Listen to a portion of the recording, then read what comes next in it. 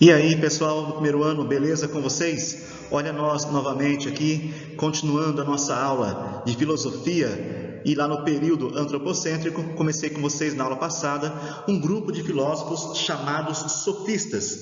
E aí, trabalhei com vocês um pouquinho a questão, né? Falei para vocês que os sofistas eram filósofos que ensinavam a arte da argumentação, da retórica, da oratória. E aí, a aula de hoje, então, eu continuo tratando deles. E começo ali com uma questão filosófica.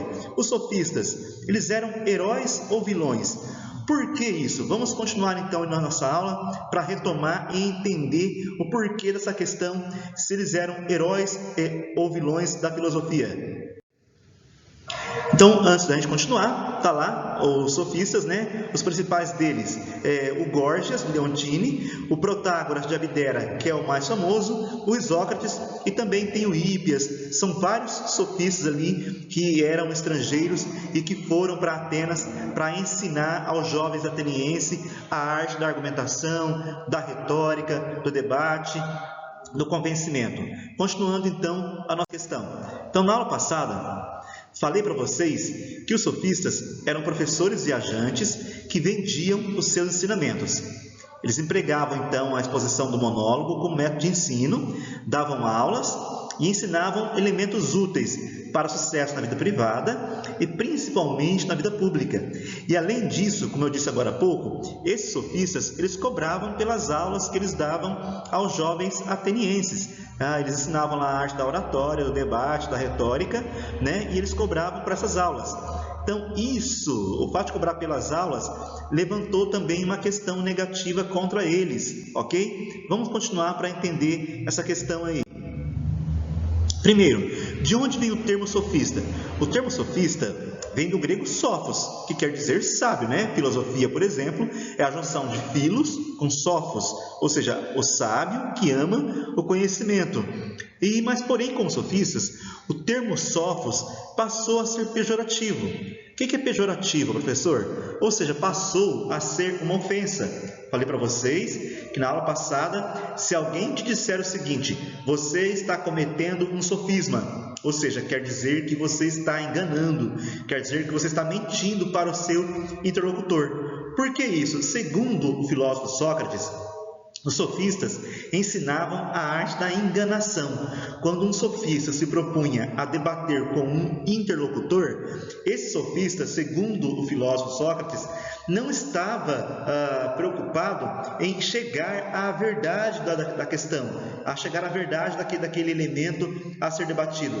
Para os sofistas, interessava apenas a arte de convencer o interlocutor e não se preocupava se isso era verdade ou não. Então percebam, cobravam pelas aulas, era um ponto negativo, e o segundo ponto negativo é que, segundo Sócrates, eles então não estavam preocupados em chegar a uma verdade, mas apenas em convencer o seu interlocutor de que a sua tese estava certa.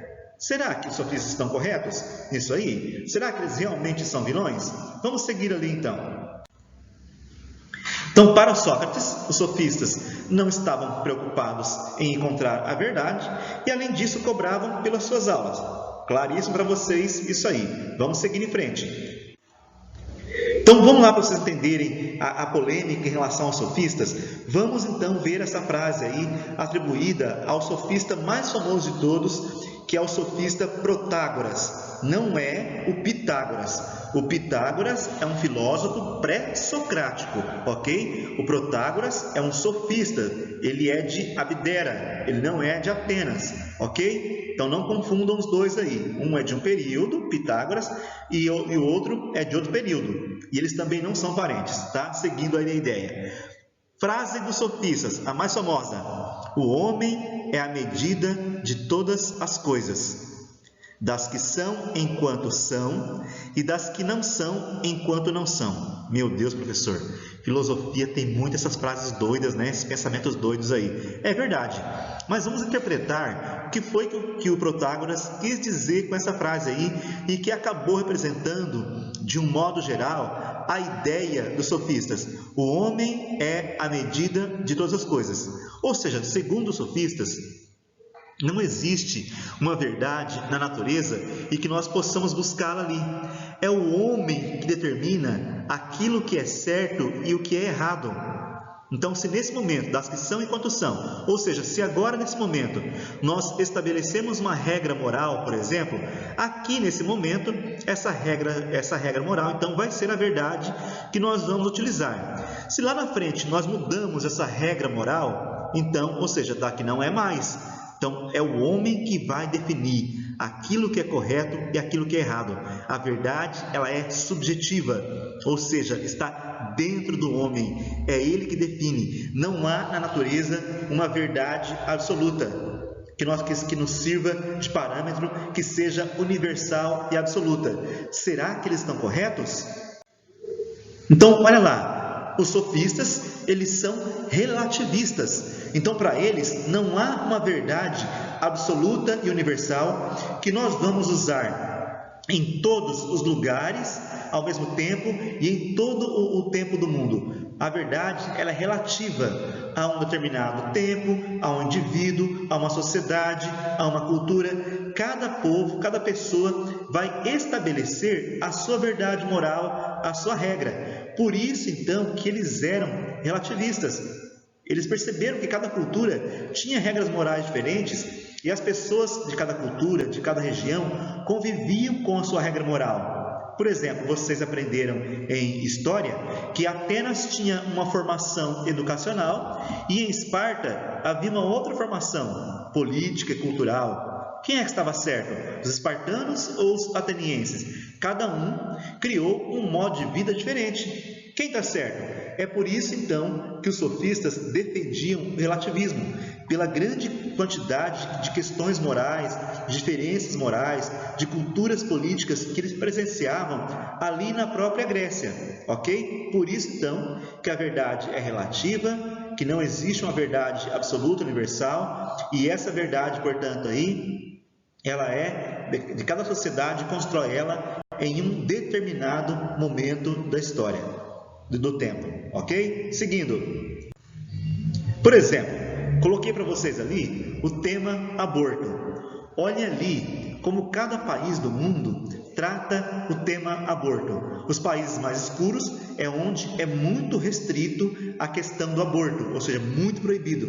Então, ali, quando vai mais aclareando, mais muda então a regra em relação ao aborto. Quais países estão certos? Quais estão errados em relação a esse tema aí? Perceberam? É isso que os sofistas o tempo todo estão dizendo, que a verdade ela não é absoluta, que ela é relativa e cada povo vai determinar aquilo que ele acha melhor para si.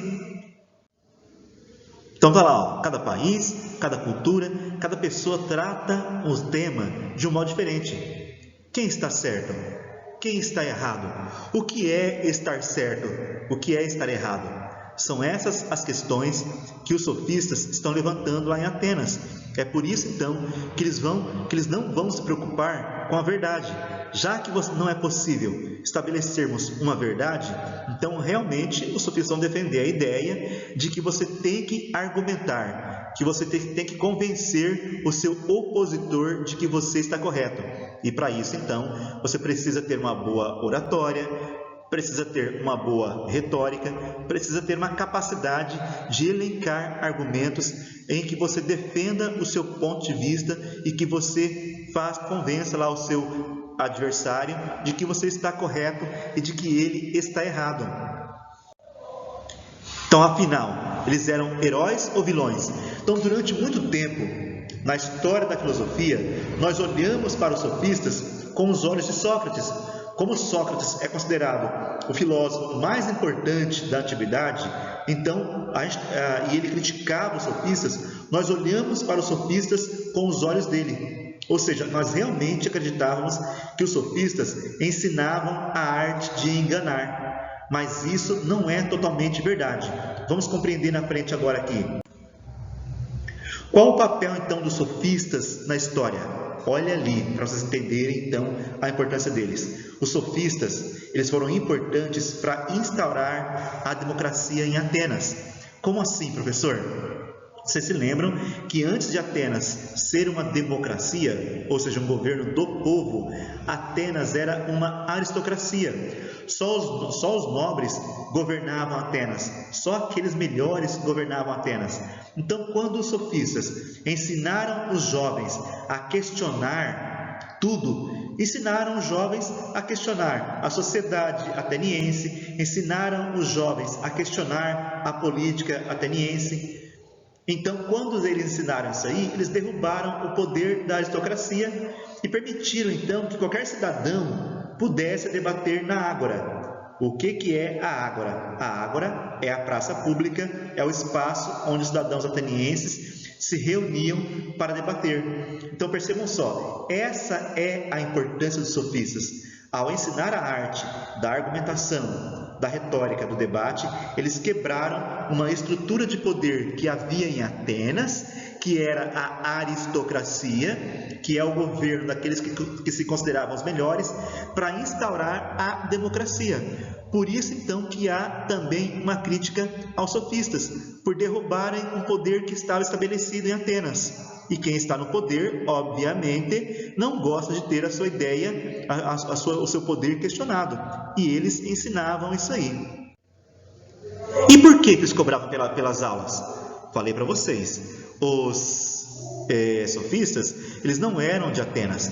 Por não serem atenienses, eles eram estrangeiros. Se eram estrangeiros, eles precisavam se sustentar. Por isso, então, que eles cobravam pelas aulas.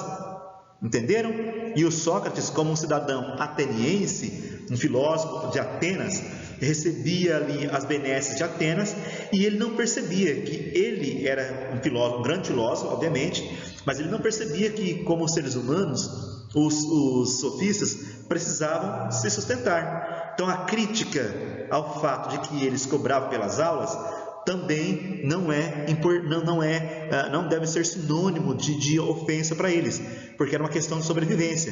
Então, portanto, os sofistas não eram vilões, ok, galera? Então, durante muito tempo, eles foram condenados pelo fato de cobrarem pelas aulas e por ensinarem que a verdade é relativa. Mas parece que eles estão certos, né? Ou você concorda com Sócrates? Realmente existe uma verdade universal e absoluta? Ou você concorda com os sofistas de que a verdade é relativa e que ela depende realmente? Ok? Então encerramos por aqui os sofistas e na próxima aula, só sei que nada sei. Só sei que nada sei? Por que isso? Ficamos para a próxima aula. Muito obrigado. Abraços.